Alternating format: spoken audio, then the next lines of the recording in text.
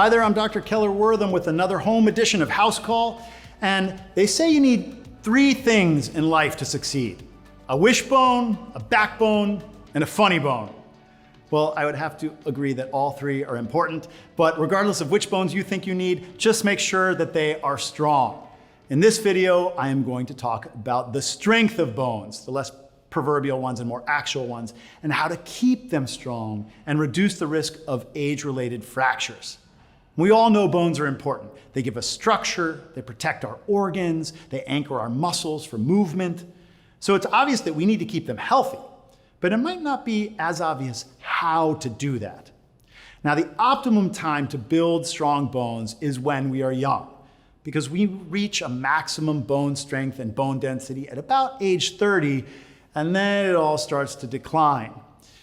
Now, although we think of bones as solid, cement-like structures, bones are actually a living tissue.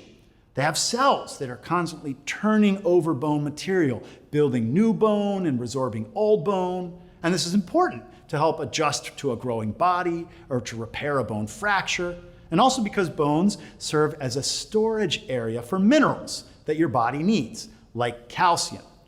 So when calcium levels drop in the body and in the blood, the body raids the bones to get more.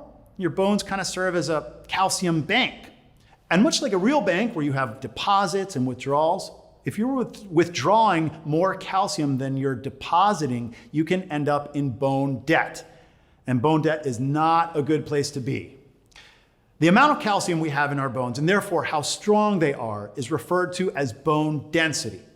Now, we all lose a certain amount of bone density as we age. But even with that, we can still have what is considered a normal bone density. But if that density decreases further due to things like inadequate nutrition or hormonal changes or lack of exercise, you can end up with a critically low bone density. And the term for that is osteopenia or even osteoporosis. Osteoporosis is where your bones are weak enough that they put you at a significantly higher risk of fracture. Now, osteoporosis is a silent disease. You might not know you have it, of course, until you break a bone, and then it can often be too late.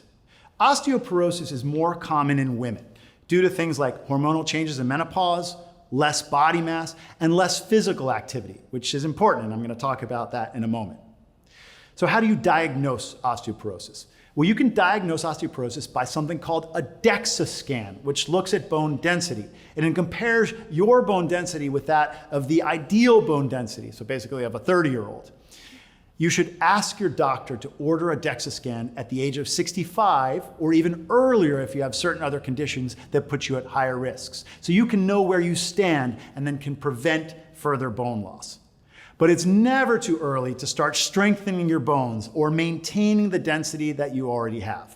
Which is why I want to tell you right now 4 things that you can do to maintain strong bones. Number 1, nutrition.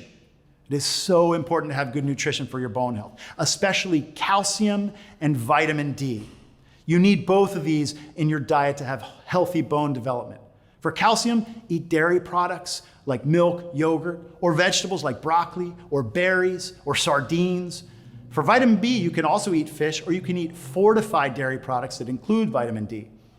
Number 2, avoid unnecessary long-term use of certain medications that can deplete calcium or hinder its absorption.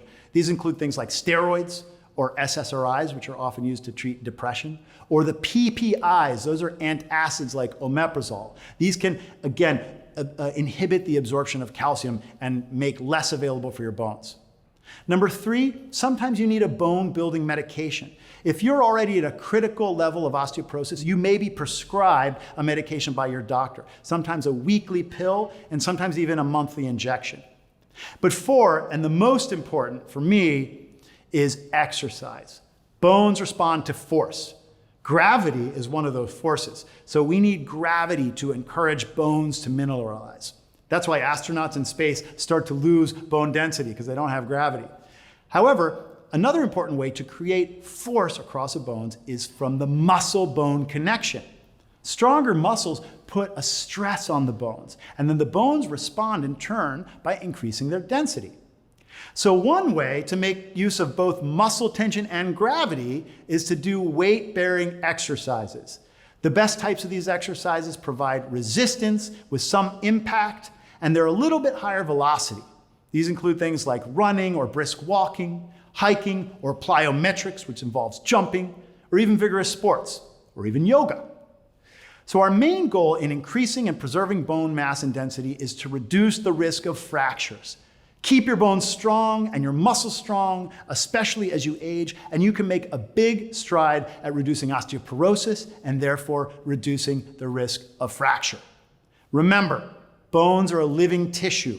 Care for them. Give them the building blocks they need in the form of calcium and vitamin D and the other minerals that are important for bone health, and give them the exercise they need. And avoid things that can weaken them, like unnecessary steroids or antacids. And then at the end, make sure that you talk to your doctor about when a DEXA bone density scan is right for you, so you can be on top of it and know how your bone health measures up to other people. I'm Dr. Keller Wortham. Thanks so much for hanging out. This has been another home edition of House Call, and I look forward to seeing you real soon.